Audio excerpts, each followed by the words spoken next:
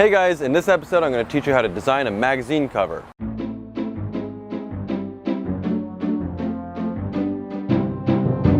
Hi guys, my name is Kelvin and I design, and that's why it's called Kelvin Designs. Click right here if you want to get the source files for this tutorial and all the other tutorials that I do for free. And click right here if you want to subscribe to my YouTube channel and get all these free tutorials as soon as they come out. In this episode, we're going to learn how to design a magazine cover. We're going to take this photo that was retouched by my friend Serge, and I will actually give you the link of how to retouch that from his tutorial below the description. So we're going to take that photo and create a magazine cover, and it's going to end up looking like this. So there's a lot of little tips and tricks of how to use colors, fonts, typography, design tricks, and it's a pretty concise but detailed tutorial on designing. So let's get started. Alright, so let's get started on this magazine design cover. So the first thing we're going to do is open up Illustrator, and I'm using the Essentials workspace. If you don't have that, just click here and hit Essentials. And if it still doesn't look like this, then go down to here and hit Reset Essentials, and it should look like this. Alright, so the first thing we're going to do is create a new document, and we will go in Print, Profile up here, and I'm going to do A4 simply because I'm more used to the European magazine sizes. Let's go to millimeters, and if you're going to do a letter size, you can just do letter and do everything in inches. This doesn't really matter. It's a question of habit, and I'm more used to doing magazines in Europe. Alright, so as far as A4 goes, it's 210 by 297 millimeters. And I'm not really going to worry about the bleeds and so on for now. We're just going to look at the design. It is important to note that we are in CMYK 300 PPI. And basically what that means, it's in a print model, which means it's cyan, magenta, yellow, and black, as opposed to red, green, and blue, which is for screens and websites. All right, so we don't really have to get into all this, but let's just hit OK. And we now have our blank page. Okay, so the first thing we're going to do is we're going to place here, and let's go, whoop, this was from the last episode. Let's go to episode 3, and here, and this is the image that you'll find in the source files. So it's a JPEG, and I'm putting it in as a link. If I say I don't want it as a link, that means it's embedded, which I don't want. I want to be able that if I modify this file, it'll be modified in an Illustrator file as well. So link it, and now I hit place, and I just click it. All right, pretty big. And I'm just going to go up here. I'm going to click at this. This is the reference point for this object. I'm going to click on the top left to make sure that whatever changes I do, it'll be based upon this point right here, the top left point. And let's just start by making this 0 and 0, so that's my XY coordinates, and it's basically aligning it to the top left edge of the page. And then here I'm going to constrain the width and height proportions by clicking this. See that little chain link? Meaning that if I change the width or the height, it'll proportionally change the other width or height. And I'll show you what I mean. Here, let's do this. Let's make it 210 millimeters, and it adjusted this to 314. Otherwise, it would have been very narrow and very tall, and not keeping the proportions of this photo, which obviously we don't want to do. All right, so let's go into our layers over here, and I'm going to create a new layer. I'm going to actually put this below it. Let's double click it and just call this the BG for background. And we're going to take the marquee tool over here, or M for the shortcut, and we'll just click anywhere, and it'll say, well, create a rectangle, width and height. And I'm going to say, well, I want it 210 by 297. Hit OK, and this came up. I don't need this right now. And I do actually want this to have no stroke, so I click on the stroke and I hit none. And then I go to the foreground color, and I'm going to pick, I'm going to take the eyedropper tool, and I want it to be the darkest part of this photo. So I'm just going to click right over here. Something like this. All right. And then what I can do is go to my XY coordinates, and I can just tell it I want it at 0, 0. Okay, so let's just close this and go back to layers. All right, so now I have a background layer with a rectangle that's perfectly aligned, 210 by 297. And the image over here, if I were to now make this smaller, holding down the Alt and the Shift key, because I took the background color over here, which I'm going to hide so you can see what I'm doing. Because I took that color, it now looks like it's seamlessly going to that. It's not 100% black, as you may imagine. And let's explore what this color is composed of. 75.41 cyan, 67.17 magenta, and so on. So it's not just like an RGB at a 0, 0, 0. Because this is made for print, it actually has a little more detail. Okay, we can go ahead and close the transform box over here. And so this is the first thing. I wanted to place the image. Now it's obviously a cool image to start with and make a magazine cover. And the next thing we're going to need is some fonts. So if you have never used fonts and you don't really know how to use fonts, I suggest you take a look at the first episode, that's 2 episodes ago, where I really show you how to manage, install, and use fonts. Pretty simple stuff. And so if you do know how to use this, then it's pretty simple. We're going to go to Suitcase, and I have the Google Fonts loaded. And I actually want a slab font. A slab font is basically the serifs of the typography that are nice and fat. And I want that because it has a look and feel that fitness magazines would have, which is what I'm doing. I want to make a fitness magazine. So let's go over here and let's do a search and type in the word slab. All right, so we get, let's open this up a little bit, make this whole thing a little bigger. All right, so I see Alpha Slab 1. I really like that. I'm going to take that, click on here, and it's already loaded. And this is interesting. I really like the Josephine Slab 1, but I see there is more than just one. There's the bold, bold, italic, the non-bold. So I'm going to find it down here, and I'm just going to activate the entire. If I open up the folder, I see there's a bunch of fonts within this family, and I'm just going to activate the entire family. Okay, I can go down here, see if there's anything else I like. Well, if I do, I can always come back. But for now, I think these 2 fonts will do the trick. Okay, so I'm just going to minimize this, come back over here, and let's go back to the layers. It's nice to keep your artwork nicely organized. So we'll call this layer the photo, and then we'll make a new layer and call this the title. All right, and go over here and go in the type tool, just click, and I'm going to type in the word fitness. All right, very small over here. Let's just make this a little bigger for now. And I do want this word to be white for now.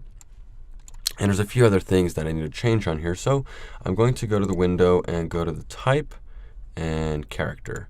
And this pulls up this little window here. And I do want to see some options. So show all the options possible. All right, first thing I know is, well, I need to apply the font, at least one of the fonts, one of the slab fonts that I picked, in this case, Alpha Slab 1. I do, however, want this to be in all caps as a title. So I click on the all caps button, pretty simple. And I want it to be centered on my page. So I'm going to open up the transform. So that's over here, transform. We had it open earlier, but we didn't really need it. So here we are. We have it here. And in the transform, you have align. And let's show some options here. And we're going to align to selection or artboard. I want things to align to the artboard. So if I say center, I want it to be centered on the artboard. And so now it's basically the reference point is the artboard. Okay, and so I'm going to go ahead and make this a little bit bigger. I'm holding down the Alt and the Shift. Shift constrains the proportions, and the Alt makes it go from the center. So pretty simple. Make this a little bigger. Okay, and I want to give this this type a little bit of volume. So without getting too corny in 3D, let's give it a little bit of a bevel. And I don't want, see if I hit the preview button, you'll see I don't want something like all kinds of directions. So I'm just going to put all this back to 0, 0, and 0, and now I'm just perfectly straight. I can give it a little bit of perspective. So let's do 50 to try. See what that's. See, that perspective gave the sides basically some width, and the extrude depth seems a little high. So let's go with 10, and let's go with a small bevel, a classic bevel, and we should probably do 2 point, something like this. And then let's get some more options, and I want different kind of shading. Let's do some diffuse shading. And I want to try to simulate the lighting that was done on this photo, which is basically the sports lighting, which is one light over here, one light over here, pretty close. So to do that, I just take here in the diffuse lighting, and I'm going to move this little light source way over here on the side. And I'm going to create a new light and bring it on the other side, something like this. Okay. And it's giving me a little bit of that bevel look, which I like. And looks pretty good. I can change eventually the ambient lighting to make it a little darker, so that the lights sort of are more defined, like that. And I can see if I think that there's a little too much depth over here, I can lower this. Let's make this 5. Ooh, took a little too much away. All right, let's put it back to 10. And I just wanted to give it a little bit of depth without it being super 3D. And as you saw, this is pretty simple. All right. And I did make it white, and because I have a negative light in here, the ambient light is going lower, it becomes gray. And it kind of looks like a silvery effect on it because of the lighting. Okay, now obviously the first thing I want to do is put my model in front of the title of the magazine. Pretty common thing, so let's see how we're going to do this. All right, so I want to edit the image, so I'm going to open up the links over here and go here, and then I'm going to click on this and hit the Edit Original, and it's going to open it up in Photoshop. If it opens it up in anything else, you just need to change the specs of your computer to open up JPEGs in Photoshop, but I'm not going to get into that for now. The first thing I need to do is I need to outline a little bit of his head. So to do that, I'm going to zoom in a little bit, so Command plus a couple times, and let's come up here. All right, all I really need is this top part to be selected, so I'm actually going to do this using the Magic Wand tool, or W. And now if I go in here and I just do a selection up here, it's going to select all the pixels that are sort of similar in that range. And something like this, just cover, so make sure if I have the title that goes here, it never goes in front of his head. Make this a little bigger, something like this. Go in there. Now obviously the higher definition you have, the better. This is a slightly compressed JPEG, so, well, a pretty compressed JPEG actually, but it should do the trick. Okay, do something like this. And then I'm going to go and hit the refine edges, and I see that, okay, it's a pretty hard edge. Let's give it a little radius, something like this. Get some of that detail. And let's smooth it out a little bit. Oof, not too much. Take that away. I'm going to shift the edge just to come in. Never mind, I'm going to put that back to 0. What I am going to do, however, is with the brush tool, I am going to determine, okay, well, this whole area right here, I have some extra hairs coming out. So please go and capture that. It's basically what I'm telling it is expand that selection. And then I hold down the Alt key and it becomes a minus, and I'm saying this here is 100% selected, essentially. So something like this.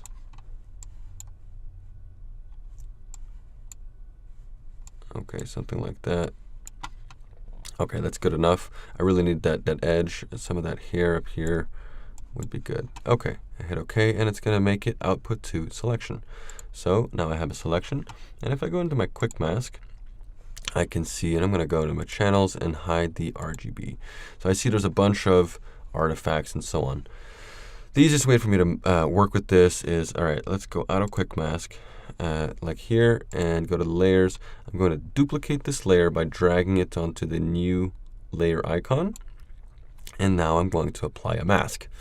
Now, if I hide the background layer, you see that I basically have the same layer and everything is masked out except for that selection I had. And it would be easier to see without the checkers in the back. So let's just make a new layer, put it in between. I have white in the foreground, so if I hold down the Alt and then hit the Delete key, it fills with white. Now I see a lot more of that detail. And if I click on here, I'm on the layer, but if I click over here, I'm on the mask. And what I want to do is edit the mask to hide all these pixels that I don't actually want. And I'm going to do that using the burn tool, which is over here. And a midtones at 50% is just fine.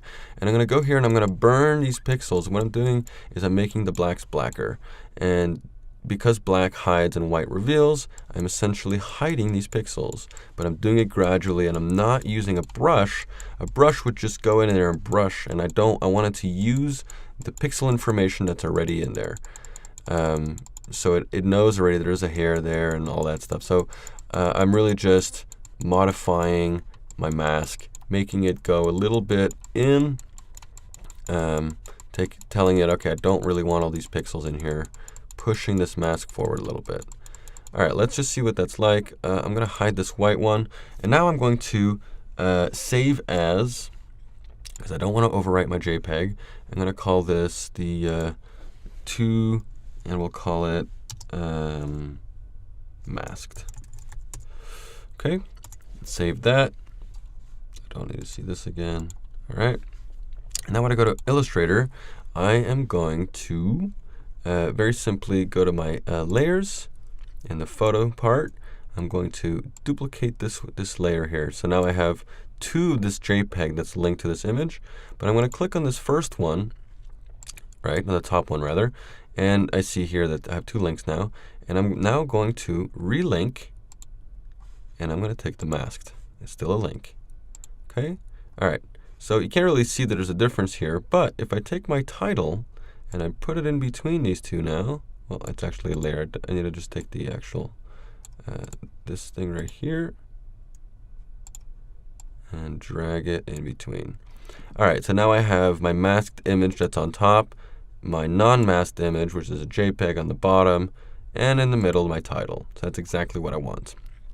Okay, so that's a pretty good start. And as you can see, okay, well, there's more finite detail, and you can go in there and really, let's take a look over here.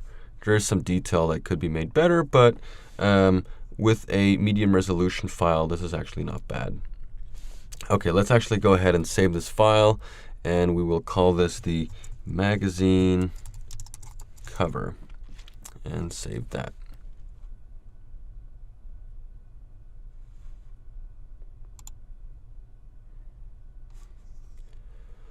Okay, so now we're going to take a look at the top of this part. I'd like to have a little slogan or something at the top. So we're going to go and make a little rectangle, click at the top left. I say I want it width 210, height probably 10 millimeters, 1 centimeter. And there we go. Take this thing again, the move tool, and I see that I'm 0, 0, so I'm perfectly well aligned. And let's take a look at some colors. There's many different ways you can manage your colors in Illustrator, and you have, your color guides, you have Cooler if you're connected with some themes, and then you have your swatches. Well, actually, your swatches down here. Okay, now in swatches, it's very important, specifically when you do print, but in any design, that if you use a red, you reuse the same red over and over. You don't want 3 or 4 different types of reds that are so similar but not the same on your design. It doesn't help.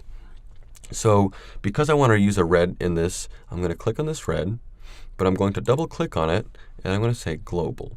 What that means is if I ever change this color, so I'm going to hit OK now, it's a global color. If I unselect this, and let's just for the example, let's say I had a block over here and another block over here, and they're all using this red. Now notice there's a little white sliver over here. That means it's a global color. If I go in here now, double clicking it, and I say, you know what, this red should be a little darker. Give it 20% black, hit preview. All instances of that color are now updated, which is not the case of a non-global color. Okay, so that was just for the global color, but I do, every time I use or create a color, I make sure it's global, because if I ever need to change it back and I have to reselect every object that has that color, it's just not very useful. Okay, and let's add a little text at the top over here. Well, let's just make sure that this, I didn't take a look at, let's hide these colors for a second. And let's look at our layers. Yeah, this rectangle, I'm going to call this the top bar. And I'm going to drag my rectangle up here, make sure it's on top. And in here, I'm going to click to create a new text object. And I'm just going to type the first how to fitness magazine for beginners. All right. And I'm going to say I want this censored text, and I want it censored a line on my page. Again, this is using the artboard as the reference, not a selection. So that means it's going to censor it based on the artboard, which is this page. Okay, go back to my colors, and let's just make this white text and bring this right in the middle of this bar. We should probably make this a little bit bigger so it's a little easier to read. A little smaller than that. Maybe give it some spacing, some kerning, something like this, or even 100 wouldn't be the worst thing. All right, something along this line. It could be a tad smaller. Don't want it to compete with the title. I mean, it is a lot smaller, but I really want it to just be like a slogan, and maybe even give it a little bit more spacing. See how this goes. It's not too bad. It's a little too much. I want it to align with that. So let's make this 160 almost, and 180. Okay, so we're pretty much aligned, and we're starting to look like something. Okay, and then what else does our magazine need? Our magazine needs a big pulling, attractive title other than the title of the magazine. And in this case, we're going to go with top 10 workouts. Okay, so to do that, we want to create a title. And let's just click over here and call it, and just type in top 10 workouts. And I'm still in all caps, which is what I want. And I want this to be kind of a cross here with a big red banner to really capture the attention. And I am going to have this in white text, so I might as well put it in white text. I'll just make this bigger for now, just to see what we're dealing with. Okay, and I probably want to use a different font, something of a narrower font, so that it can be bigger without bleeding over on side to side. And I don't really want it on 2 lines. I'd like to keep this in a single line. So I need a narrow font. Go back to Suitcase. And I can type in here, I can either type in narrow, and I see, okay, well, I've got these options. Or another word for a narrow font is condensed. So I just start typing the word, and I see, okay, I got a few here. I got cabin condensed, open sans condensed. And I can look down and see what they look like. And I really like what this open sans condensed look like.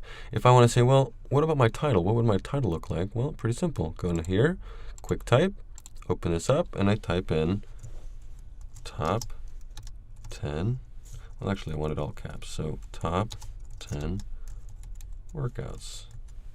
And I can immediately see what my title or subtitle will look like. And I really do like this. So I could just click right here, and it's now activated. And if I go back into here, click on the font, this object is still selected, and it was called open, I believe, open sans condensed bold. Click on that, and I have it. All right, granted, I have 180, which I definitely don't want, and then my kerning. But now I can make it even bigger because it's a condensed font, so I can take some more height. So that's pretty good. I like that. All right, what I do want to design before I put the text in here, let's just move this out of the artboard, And I do want a big red banner. So what I'm going to do is just start by making this banner. And I want it to be kind of like something like this. Now, I want to see it without it bleeding. And I also want it to be slanted. It would be really cool if this could be under his arms. Something like that. So to do that, I need to outline his arms. Not too difficult. We started doing it on his head. So let's go back to Photoshop. I still have it open. And I can, so I'm using the space bar to kind of navigate in this file. Let's go and reactivate the background. Go over here. I'm going to zoom out a little bit. And what I want actually is just his arms. So pretty simple. Click on this here. Go to the selection, the quick selection tool. W, I believe, is the shortcut. And now I can just go in here and select his arms. That's really all I want. And over here, oops, I grabbed a little bit under here, which I don't want. If it's ever hard to see what I'm selecting, I can, I'm going to deselect this. I'm going to create a new curves because it's so dark over here, and I'm just going to lighten my whole thing up. Okay, still having a hard time seeing it. Let's try to take it from here and just really, well, I really don't have much detail in there, but at least now I can see, okay, well, I'm going over here and I should go up here, which was otherwise is all black. Anyway, and this is just temporarily to see what you're dealing with. So let's start over. Go here, select this, over here, this elbow. Let's hide this. And this should be enough. I just want the bar to be kind of under his arms here. Okay, and let's refine this edge again. You see, there's too much jagged in here. I want it to be pretty smooth. So let's try to smoothen this out a little bit and see what happens if I increase my radius. Oof, a little too much. Smart radius won't help. And what I can do is add a little more contrast so that it sharpens up that edge. I can smoothen out the edge even more. I'm really concerned about this part here, not so much what's going on around. And let's shift the edge a little towards the inside, add a little more contrast, smoothen out a little bit. Ooh, that's a little too much. And maybe reduce my radius a little more, smoothen out even more. Okay. The contrast really helped the smoothness over here. Okay, that's not too bad. And I now have it as a selection. I could always go in my quick selection and just kind of smoothen that, which we can do. But let's take a look at what it looks like. I have now the selection, and I don't want it in my background here. What I want is I want it to be in this mask. So I click on this mask. I make sure I have default white in the front, and now Alt-Delete to fill the mask with white. You can also go and hit Edit and Fill. And this will give you the option. You can say foreground color, you can say white, black, or whatever you want. The shortcut is Alt and Delete. So now I have part of this same layer that was for the head. So let's zoom out a little bit. I now have the arms as well. So I can go and deselect, Command D, and save. And I'm just going to overwrite this old one here, replace it.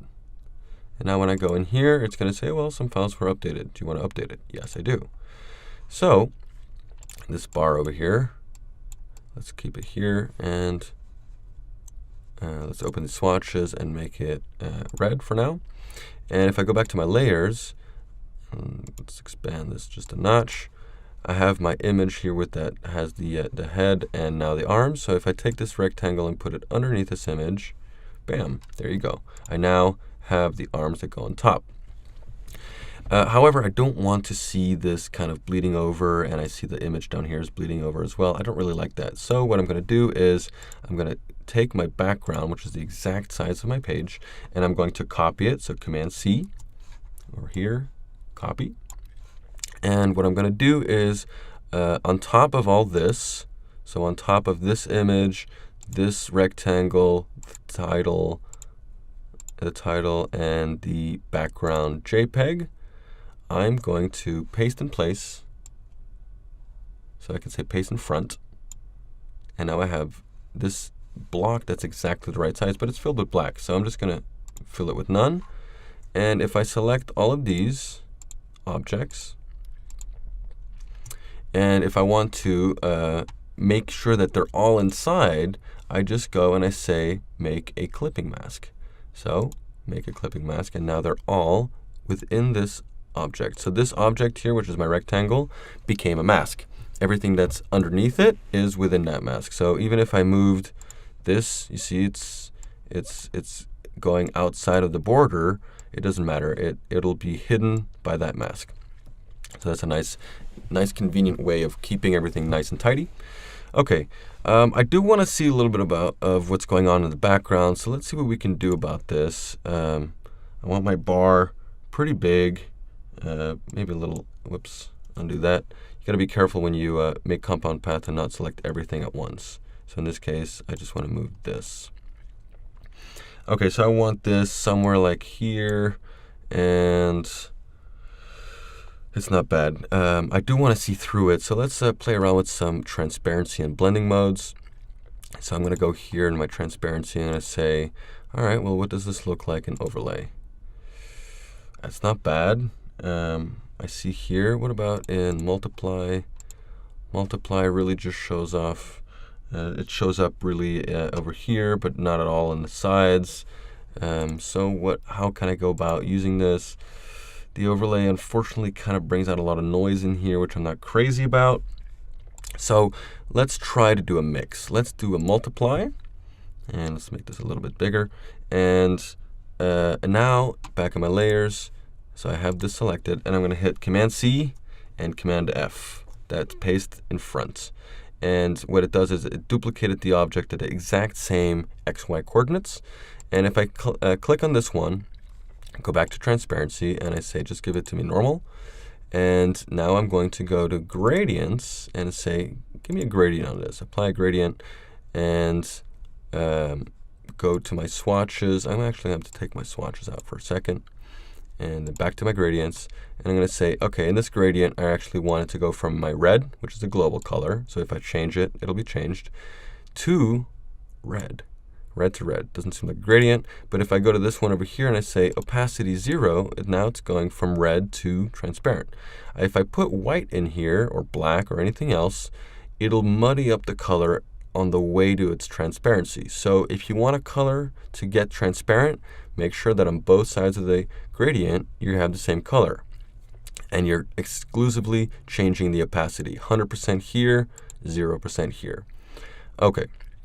And then now I can use my gradient tool, which is G. And I can say, well, I want it to be, I really want it just the edge over here, kind of follow the angle, something like this. Whoops. I'm going to invert that. Something like this. And go back to my layers, and I'm going to do again, Command-C, Command-F, paste in place. This time I'm going to do the gradient. So I have a third of that rectangle, and I'm going to do the same thing on this side. I want it to be red on the edge, and I kind of go to transparent. That way I kind of still see his silhouette, but I need to see red here. I don't want it to be just a red or black. Okay. So we have that, and if I ever need to manipulate these, I can always just select these three and make them a group, Command-G, or go up to Object and Group. And that way, if I ever need to move around, rotate, or make it bigger or smaller, they will always stay together. Okay, now I'm going to take this thing that I wanted to put in here, the subtitle, and I'm going to rotate it so that it aligns with this box. And I can just use the guides here to just follow that rotation. I kind of did it freehand earlier, so I don't know the exact degrees, but this works out.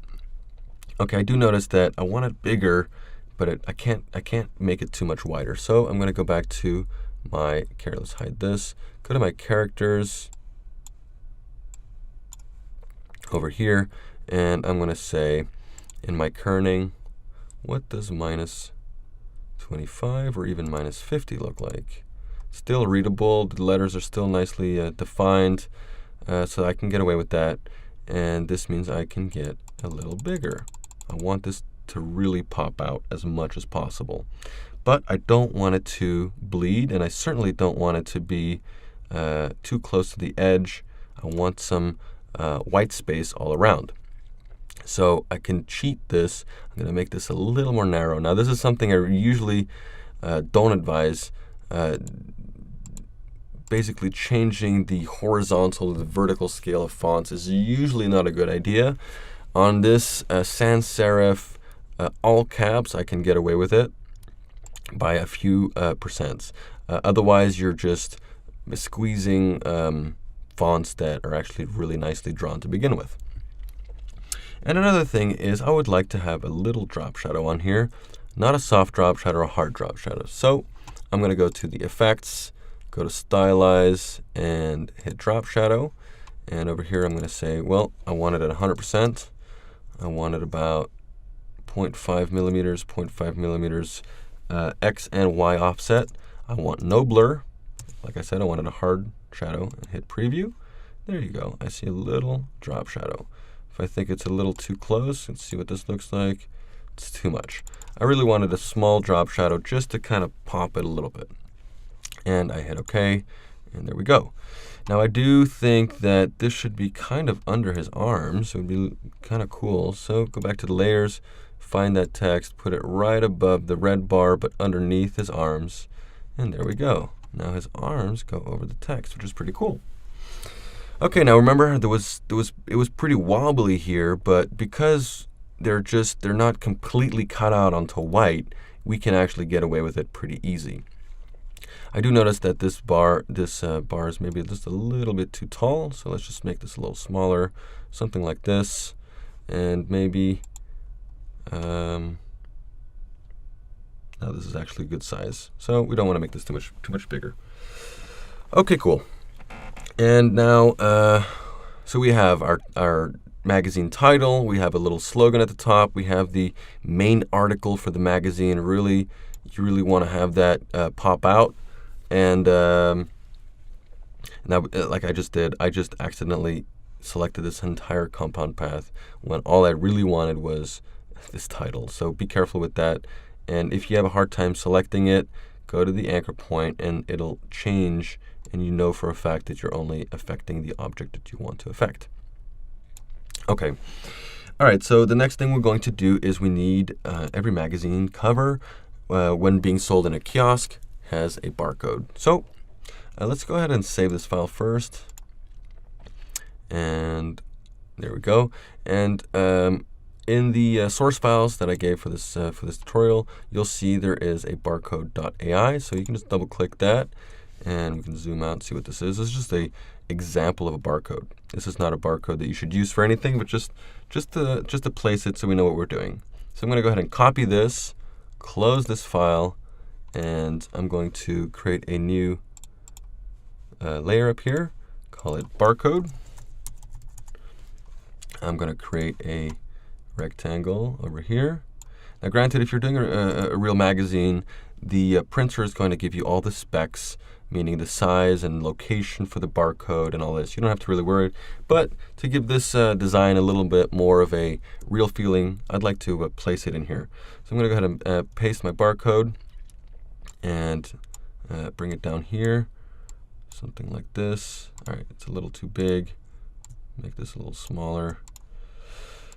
And now there's one thing that's really important in design, and I will probably repeat this a million times, but white space or runaround or padding or margins or however you want to say it is the spacing between objects. You want it to be nice and uniform.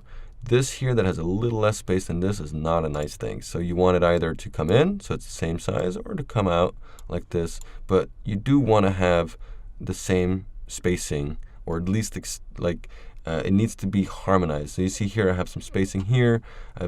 You don't want to have too many different types of white space. So in this case, I'm just going to make this a little bit smaller and something like this. This should work pretty good. I can make this a little closer to the edge. This is supposed to be a non-design element. This is a sort of a technical, the printer and the store needs this, but it's not made to look good. All right, something like this, and we can zoom in here. So I'm holding down the Command and the Alt. And I should probably put some text in here, something that says what issue this is. So let's go ahead and create a little text box. And I'm going to type in the words August 2014. And I'm going to make a return, call it, and then type in volume 3. Put a little bullet, so that's Alt 8 on the QWERTY keyboard. And issue 3. And below it, I will type fitnessmagazine.com. All right. Now this is just an example, obviously. This is not a real thing. Okay, so, and now I need to rotate this. So rotate it. And let's just make this really small. Hold down the Shift key. I hold down the Shift key when I rotate to keep it at nice 45-degree angles. I don't want it to be almost vertical. I want it to be completely. So let's do something like this. And I'm actually going to make this box just a little bit wider. And I'm not crazy about this font. Let's make August the same as the title font, which was alpha something or the other. So I'd start typing AL alpha slab 1. That's pretty good. And I don't want the font to be squashed at all. So put everything back to 0, 0. And then this one, I did have a second slab font that I picked. Let's see what I had. Let's type in slab. Yeah, it was Josephine Slab. All right, so let's pick Josephine Slab. And that's pretty good. I do not need any of this to be in all caps. So let's make this in small, upper lowercase. And let's make this one bold, just so it kind of stands out. And in fact, I want this to have a little more spacing, so I go to paragraph. Nope, I got my options. I'm going to say, give me some space above. There we go, something like this. And now I can select this. I'm going to hold down the Shift key and hold down and click on this rectangle. So now I have both this text and a rectangle. But I'm going to click on the rectangle once more. So now you see it got a little extra highlight on it. That means it's the key object. So if I tell it to align vertical align center, it's aligning it based on this object, not based on my pasteboard or my artboard. So that's a really cool little trick for aligning elements. And I'm going to bring this down a little bit. Okay, this is really just to give you an idea of some design elements and how this could work. But I like it pretty much. Okay. All right, let's take a look at the whole thing. Command 1 to see it at 100%. And it's starting to look pretty good. Maybe this box is a little too big, so I'm going to move this over to the left. And let's just bring this in like this. Okay. I do want a little subtitle for this thing. So I'm just going to create a little text box over here. Click and drag to make a text box. And I'm just going to put in some fake text. 10 workouts that will sculpt and tone your muscles in record time. Period. Okay. And let's just make this a little bit bigger. We kept all these from the last thing. So let's, Josephine Slab is fine. Let's just make this 24 for now. Something like this. Let's make it right aligned. And I actually want this to be down here. Now, if I make this white, I'm not sure. It might stand out a little too much. One thing you'll see in fitness magazines is they have pretty flashy colors. So let's make a third color here. Essentially, we have our blacks and our whites and a red. So let's make another color. I want to use a yellow, but not a vibrant yellow like this. So let's just call this a smooth yellow. Again, always make it a global color, but this time I'm going to make it 100% yellow with maybe 20% magenta. It's not quite an orange, but it's a smoother yellow. It's not as vibrant as the other one. There we go, and it's a little nicer. I can always just go back in here and say, well, let's try 30. 30 is actually a little nicer. Okay. And there we go. So now I'm going to take this. Let's make this a little smaller. And I don't want too many lines. Let's reduce the leading over here. I just want it to be like, oh, okay, top 10 workouts, 10 workouts that will sculpture. It's just like a subtitle, something that will get your interest. Again, you want your white spacing to be pretty nice and even. If at all possible, make this the same white spacing as this over here. So if I bring this up, I see that it should actually be right around here. And then when I bring it back down, there you go. I want white spacing. It's a little high now. Okay. And the box is a little too big, so I can just bring this up like so. Okay, white spacing is really, really, really important in your design layout. Okay, and then I am going to put some fake text in here, but I'm just going to be typing a bunch, so I'll do this in fast forward. Okay, so I got my text in here now, and I need to do a little bit of layout. So I'm going to have basically a title and then a subtext and a title and some subtext. So I'm going to take this top text over here, and I'm going to use my main font, which was alpha slab 1. And I can use this font here. This is fine, actually, Josephine Slab. But I'm probably going to have to adjust the sizes. So let's start off by making this white. And let's make this title 21, a little bit smaller actually. Something like this, 20. And let's take this text and make it 10 point. Ooh, too small. 14 point. Okay. All right, so in this, let's make this, so we said this, I should actually want this 21, make it a little bit bigger. And this text down here is 14, which works out pretty good. I don't know why I put a return there, so I'm just going to space and delete. Okay, but I do need this text to be a little bit closed in, something like this. And what kind of colors did I have? Where's my swatches? I think the title here would be nice in a little color, something like this. Yeah, that's pretty good. I like that. All right, now I can do, I'm going to say, okay, well, I want you to eyedrop this, make the body, at least the body text is the same. Hold on the command key and do the same here. And then now I can go and take this, I'll bring it in here, take this and bring this in here, and select this top one, type in all for alpha slab, return, make this the yellow color. I could also just select this text, take this, and boom, taken. And do the same with this, and it just grabs all the information, the size, the color, and everything.